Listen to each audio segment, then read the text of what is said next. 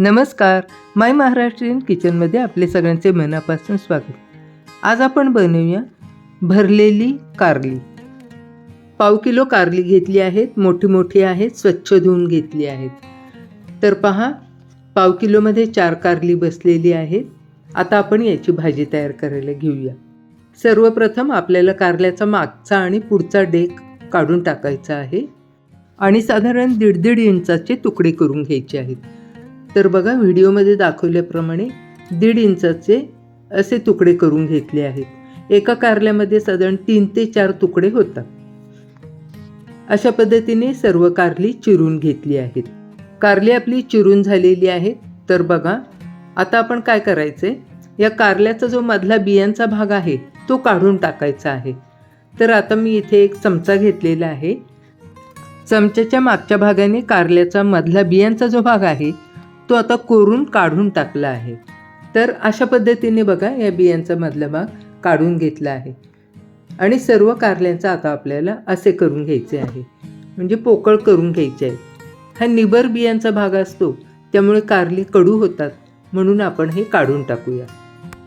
उरलेल्या सर्व कारल्याच्या फोडींच्या बिया मी आता काढून टाकल्या आहेत. तर पहा, सर्व कारल्याच्या फोडींच्या आतला भाग जो बियांचा असतो तो काढून घेतला आहे आणि कारली अगदी अशी मस्त पोकळ झालेली आहे. या कारल्यांना आता आपण हळद आणि मीठ घेतलेले आहे. हे हळद आणि मीठ कारल्याच्या आतल्या भागाला फक्त लावून घ्यायचे आहे.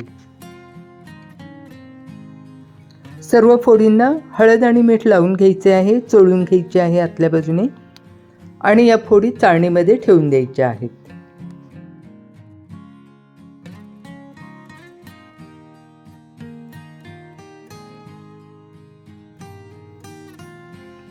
सर्व तुकड्यांना हळद आणि मीठ लावून तयार केले आहे.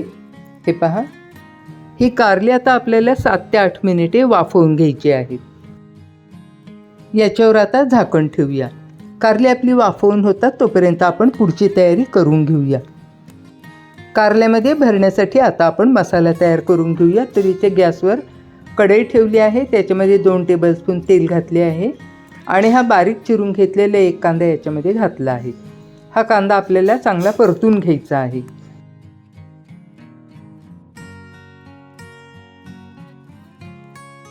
कांदा परतत आलेला आहे. याच्यामध्ये आता घालूया एक बारीक चिरून घेतलेला टोमॅटो. हा पण आपल्याला कांद्याबरोबर चांगला परतून घ्यायचा आहे. आता याच्यामध्ये थोडंसं मीठ घालूया, म्हणजे हा कांदा आणि टोमॅटो चांगला मऊ परतला जाईल. कांदा टोमॅटो परतून चांगला मऊ झालेला आहे. याच्यामध्ये आता घालूया 1 मोठा चमचा आलं आणि लसूण याची पेस्ट. हे कांदा आणि टोमॅटो बरोबर चांगले परतून घ्यायचे आहे. याच्यामध्ये आता बाकीचे मसाले घालून घेऊया. तर प्रथम घालू हळद, पाव चमचा जिरेपूड घालू, अर्धा चमचा धणेपूड घालूया, अर्धा चमचा गरम मसाला घालायचा आहे. आपल्या घरातला घरगुती मसाला 1 चमचा घातला आहे. आता हे कांदा टोमॅटो बरोबर चांगले मिक्स करून घ्यायचे आहे आणि परतून घ्यायचे आहे. याच्यामध्ये आता घालायचा आहे 1 मोठा चमचा भाजलेले शेंगदाण्याचा कूट. हा कूटही याच्याबरोबर अगदी चांगला मिक्स करून घ्यायचा आहे. चवीनुसार मीठ घालायचे आहे आणि भरपूर सारी कोथिंबीर याच्यामध्ये घालून हा मसाला आता चांगला मिक्स करून घ्यायचा आहे. कढईमध्ये गरम असतानाच तो आपल्याला चांगला भाजून घ्यायचा आहे. कारल्यामध्ये भरण्यासाठी मसाला आता आपला इथे तयार झाला आहे. गॅस बंद करून घेऊ आणि हा मसाला आता थंड होऊ देऊ. कारल्यामध्ये भरण्याचं स्टफिंग आता आपलं तयार होत होतं, तोपर्यंत कारली पण चांगली वाफवून झाली आहेत. आता हे कारलीची फोडी थंड पाण्यामध्ये स्वच्छ धुवून घेऊयात.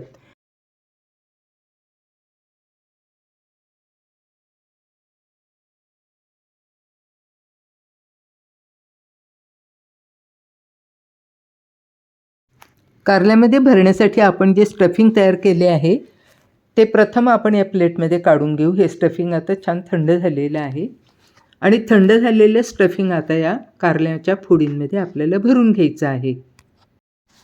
तर हे स्टफिंग आता आपण या पद्धतीने कारल्याच्या प्रत्येक फोडीमध्ये भरपूर असे भरून घ्यायचे आहे. तर पहा, असे सर्व कारल्याच्या फोडींमध्ये भरून घेऊया. भरून झाल्यानंतरही एवढा मसाला आता शिल्लक राहिला आहे. गॅसवर कढई ठेवली आहे. एक मोठा चमचा भरून तेल घातले आहे. तेलाचे प्रमाण थोडेसे जास्तच ठेवायचे आहे. यामध्ये घालूया मोहरी, जिरं, थोडासा हिंग घालूया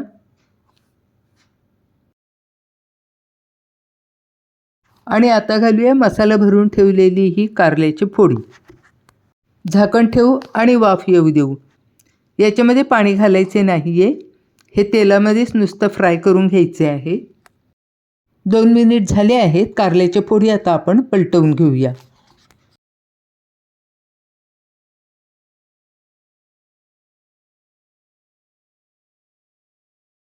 याच्यावर आता झाकण ठेवू आणि पुन्हा एकदा 2 मिनिटे ठेवून परतून घेऊया.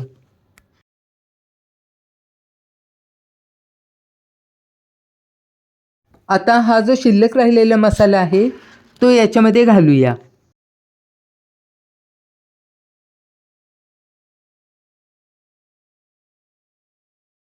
वरून आता कोथिंबीर घालूया. भरलेली कारली आता आपली तयार झाली आहे. ही कारली मस्त लागतात, कडू लागत नाहीत आणि लहान मुलेसुद्धा ही कारली खाऊ शकतात. रेसिपी आवडली असेल तर तुम्हीसुद्धा आपल्या मित्रमैत्रिणींना शेअर करा. तुम्हीही करून पहा. पुन्हा भेटूया अशाच एका नवीन रेसिपीमध्ये. तोपर्यंत बाय बाय.